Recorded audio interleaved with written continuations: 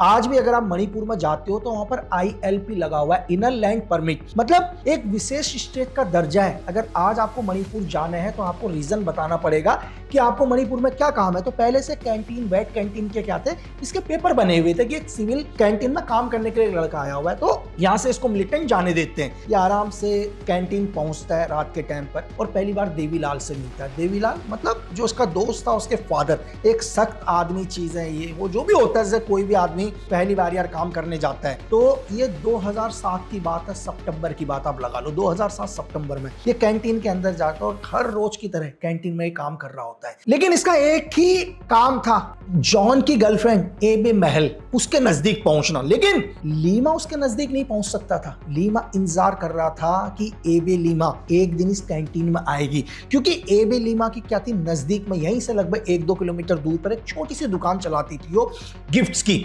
और हर संडे को वो आती थी। लेकिन 2-3 संडे बीत चुके थे, एबे महल नहीं आई और विक्टर का लगातार कॉल किसके पास, लीमा के पास। लेकिन लीमा कुछ नहीं कर सकता था, सिर्फ इंतजार कर सकता था। और एक दिन क्या होता है, जॉन की गर्लफ्रेंड क्या होती है, कैंटीन में आती है। उस दिन पहली बार लगता है कि लीमा को कि अब मंजिल बहुत नजदीक है। जैसे उसकी दुकान में आती है तो नॉर्मली एक सामान लेती है, जलेबी स्वीट खरीदने आती है, स्वीट उसको लीमा देता है।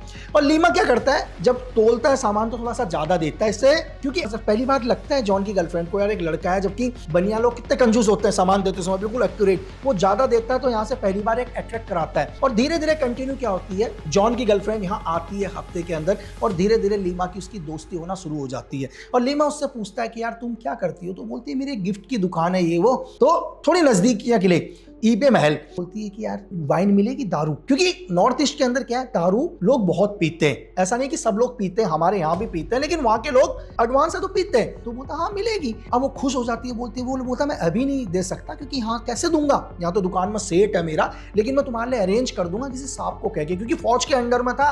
तो बोला मेरे बहुत सारे फौजी सर मेरे जानने वाले हैं, मैं उनसे ले आऊंगा। तो खुश हो जाती है जॉन की गर्लफ्रेंड ईबे महल। तो वो बोलती है कि मेरी एक दुकान है, तुम यहाँ पर आ जाना। अब शाम के टाइम क्या होता है, लीमा जिसकी कवर आईडी रोहित थी, वो किसी बहाने से बाहर जाता है, 1-2 बियर की बोतल लेके जाता है और बियर की बोतल पहली बार जॉन की गर्लफ्रेंड दुकान पर जाता है। मतलब डर बहुत लगता है उसको, क्योंकि वो एक मिशन पर है और हो सकता है कि मिशन पर उसकी इंफॉर्मेशन लीक हो गई हो। ऐसा नहीं है कि हमें हमेशा हम ही आगे रहेंगे, हो सकता है कि जॉन को या NSCN के को इस पूरे ऑपरेशन के बारे में पता चल गया और आज लीमा क्या है, हलाल होने के लिए जा रहा है बाहर। लेकिन फिर भी वो जाता है जॉन की गर्लफ्रेंड के पास और बियर की बोतल देखता है और जॉन की गर्लफ्रेंड बहुत खुश हो जाती है देखकर, और थोड़े लोग बात करते हैं नॉर्मली तरीके से। लीमा क्या है, उसकी दुकान देखता है और दुकान देखने के बाद छोटी सी दुकान है, आर्चिस गैलरी टाइप, लेकिन इतनी हाई फाई नहीं है, जहां पर छोटे छोटे गिफ्ट रखे हुए हैं, ग्रीटिंग कार्ड रखे हुए हैं। और धीरे धीरे क्या होता है, लीमा और जॉन की गर्लफ्रेंड के बीच में एक अच्छी दोस्ती होती है। और लीमा को यह भी पता होता है कि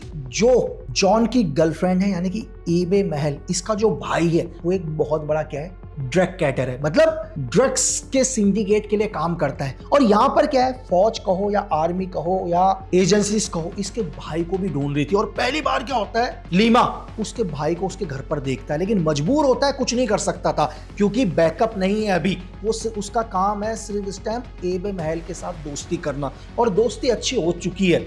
अब वो क्या होता है, शाम के टाइम थोड़ा उसकी गर्लफ्रेंड के साथ बैठता है, बातें करता है। तो उसकी गर्लफ्रेंड बोलती है यार ठीक है लेट हो गए तुम यहीं रुक जाओ। तो बोलता है मैं अपने सेठ को क्या बोलूंगा, है ना, क्योंकि सेठ का भी डर है, क्योंकि देवीलाल के लिए काम कर रहा है और सेठ को क्या जवाब देगा। और आज अगर लीमा कैंटीन तक टाइम से नहीं पहुंचा तो फौज के अंदर कैंटीन है, लोग ये सोचेंगे भाई कहीं जो रोहित कवर आईडी है इसको किसी मिलिटेंट ने तो नहीं मार दिया, क्योंकि ये तो किसी सब्जी लेने के बहाने बाहर जाता है या सामान लेने के बाहर जाता है और डेली यहाँ जॉन की गर्लफ्रेंड से बातें करता था, उसके नजदीक जाता था। तो आज वो क्या करता है, बहाना बनाकर चला जाता है कि नहीं यार मुझे जाना पड़ेगा। लेकिन पहली बार विक्टर को बताता हो कि मैंने आज एबे महल के भाई को देखा उसके घर। तो विक्टर बोलता है भाई तूने बताया क्यों नहीं, अगर उसके भाई को देखा तो हमें इंफॉर्मेशन क्यों नहीं दी, हम आते और उसको खत्म करते हैं, उसको पकड़ते। लेकिन वो बोलता भाई कैसे बताता, ऐसा तो नहीं है कि मैं वहां कोई फोन लेके जा रहा हूँ, कोई सैटेलाइट फोन लेके जा रहा हूँ। पता है अगर किसी भी टाइम पर उन लोगों को मुझ पर शक हो गया तो मेरे 18 टुकड़े डालेंगे किसी बॉडी के बोरे के अंदर। तो ये बात विक्टर भी समझता था, लेकिन विक्टर भी ये बात आगे कर्नल सोबराज तक देता है कि सर आज लीमा ने क्या हुआ, उसके भाई को उसके घर में देखा था, तो उसका भाई उसके घर पर आता है। तो पहली बार एक अच्छी इंफॉर्मेशन मिली। अब किसी भी कीमत पर क्या था, लीमा को क्या था, जॉन तक पहुंचना था। और धीरे धीरे क्या होता है, लीमा का जो अगला काम था वो था साइकोलॉजिकल काम, मतलब एक ऐसा डर बैठाना जॉन की गर्लफ्रेंड के दिमाग में कि वो डरे। अब हर रोज क्या होता है, लीमा जब भी उससे मिलता था वो बोलता है कि तुम्हें पता है फौज यहाँ बहुत जल्दी ऑपरेशन करने वाली है और नॉर्थ ईस्ट में जितने भी मिलिटेंट हैं सब मारे जाएंगे। तो बोलती है उसकी गर्लफ्रेंड, बोलती है यार तुझे कैसे पता चला? बोलता मैं तो फौज के अंदर रहता हूँ, तो साहब लोग बात करते हैं तो मैंने सुना।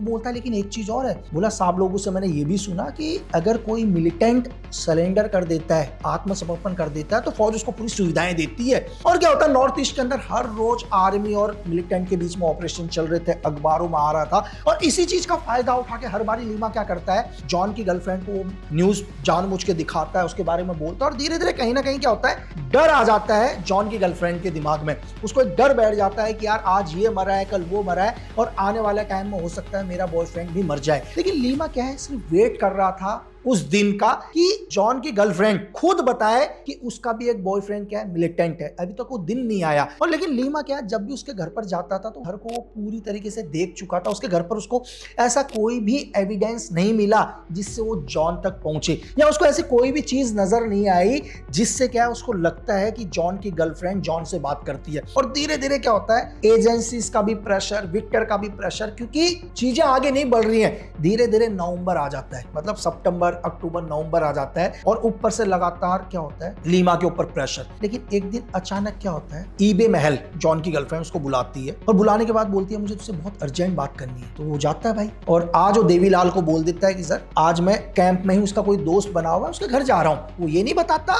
कि वो कैंप से बाहर जा रहा है। लेकिन लीमा तो क्या था, पहले से एक एजेंट था, वो इतने टाइम में पूरे आर्मी के कैंप को देख चुका था कि आर्मी का गेट कहाँ से बाहर जाते हैं, कहाँ से वो बिना गेट पर बताए बाहर निकल सकता है, क्योंकि ये एक एजेंट का काम होता है। तो लीमा क्या होता है, चुपचाप से दोस्त का बहाना लगाकर, कैंप के अंदर ही 600-700 लोग रहते हैं, फौजी लोग, तो उन्हीं में से एक का नाम लेकर चुपचाप से आर्मी कैंप से बाहर निकल जाता है और जॉन की गर्लफ्रेंड के वहां पर। तो वो बोलती है कि मैंने जॉन से बात करी है और जॉन भी कहीं ना कहीं रेडी हो चुका है सरेंडर करने के लिए।